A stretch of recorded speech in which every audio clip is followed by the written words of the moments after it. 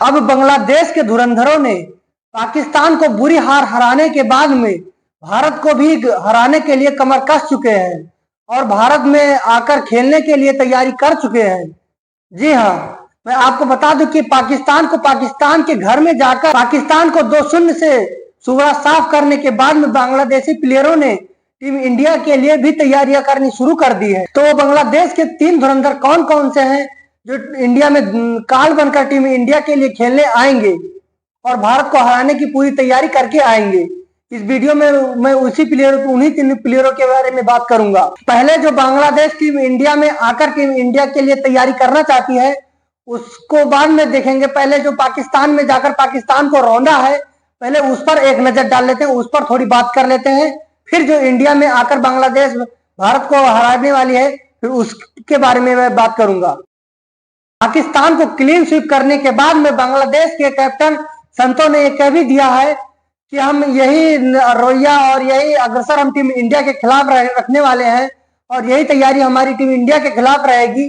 तो भाई बांग्लादेश पाकिस्तान को हराकर आई है इसलिए उसका कॉन्फिडेंस बहुत हाई लेवल है भाई। तो इसलिए इंडिया को भी हल्के में नहीं लेना चाहिए बांग्लादेश को, क्योंकि इस सीरीज से पहले बांग्लादेश पाकिस्तान को कभी पाकिस्तान में एक भी टेस्ट मैच नहीं हरा पाई थी। इस बार टेस्ट मैच तो क्या पूरी सीरीज ही क्लीन स्वीप करके आई है। तो बांग्लादेश के वो कौन कौन से 3 खतरे थे जो पाकिस्तान को चारों खाने चित्त करके और पाकिस्तान को क्लीन स्वीप करके आए हैं जो इंडिया के लिए भी खतरा होने वाले हैं। सबसे पहले उन पर एक एक करके बात कर लेते हैं। जो इन तीनों खतरों में सबसे पहले खतरे का नाम है वह है मुशफिकुर रहीम। जी हाँ, ये बांग्लादेश के most one of the player हैं जो बांग्लादेश की तरफ से सबसे अच्छा प्रदर्शन करके और पाकिस्तान को हराने में मदद मिली है जो बांग्लादेश को, उसमें सबसे बढ़िया प्रदर्शन मुशफिकुर रहीम का ही है। ये बांग्लादेश के बहुत अनुभवी बैट्समैन है। इन्होंने बांग्लादेश के लिए बहुत ही मुश्किल परिस्थितियों में पाकिस्तान के पहले टेस्ट में इनका बल्ला बहुत जमकर बोला था। इन्होंने 191 रनों की बहुत बेहतरीन और लाजवाब पारी खेली थी। लगभग मान के चलिए 200 रनों की पारी खेली थी। 9 रनों से कम चूक गए थे 200 रन से, लेकिन इन्होंने वो जो पारी खेली थी उस पारी के बाद बांग्लादेश पाकिस्तान को एक तरीके से एकदम साफ कर दिया था। उस मैच में पाकिस्तान कभी उस मैच में ही नहीं आ पाया, इसलिए पाकिस्तान अपना पहला मैच हार गया। और सिर्फ यही ही नहीं, दूसरे टेस्ट मैच में भी एक जुधारू पारी खेली थी जिस पर बांग्लादेश ने 26 रनों पर 6 विकेट गिरा दिए थे। उस मुश्किल परिस्थितियों में भी आकर 22 रनों की एक जुधारी पारी खेलकर बांग्लादेश को आगे करके चले गए। उसके बाद में पाकिस्तान कभी उस मैच में भी नहीं आ पाई। उसका नतीजा ये रहा कि पाकिस्तान 6 विकेटों से ये मैच हार गई और बांग्लादेश ने पाकिस्तान को क्लीन स्वीप कर दिया। तो ये भी टीम इंडिया के लिए एक खतरा हो सकते हैं। और जो पाकिस्तान के लिए दूसरा बड़ा खतरा थे वो थे लिटन दास। जी हाँ, आपने लिटन दास को टीम इंडिया के लिए वनडे और T20 फॉर्मेट में तो काफी रन बनाते हुए देखा होगा, रनों का अंबार लगाते हुए देखा होगा। कभी कभी खड़े हो जाते हैं तो आउट भी नहीं होते हैं, लेकिन उन्होंने पाकिस्तान के लिए वनडे टेस्ट में जिस तरीके से अपनी अहम योगदान पारी खेली थी, लाजवाब पारी थी। पाकिस्तान को एक तरीके से धराशायी कर दिया था।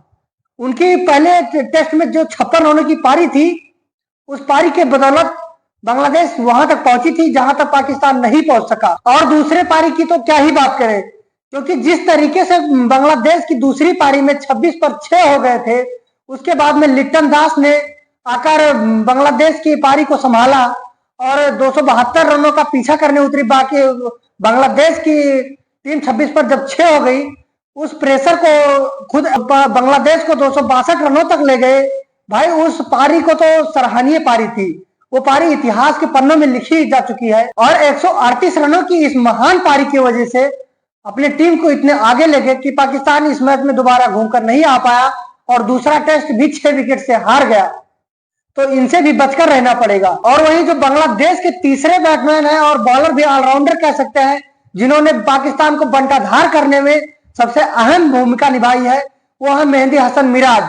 जी हाँ, पाकिस्तान को बंटाधार करने में सबसे अहम जो योगदान है उसमें मेहदी हसन मिराज का भी सबसे बड़ा योगदान है, क्योंकि पाकिस्तान को बंटाधार करने में सबसे बड़ी पारी थी जो मेहदी हसन मिराज की ही थी। पहली इनिंग में 78 रनों की पारी खेली थी।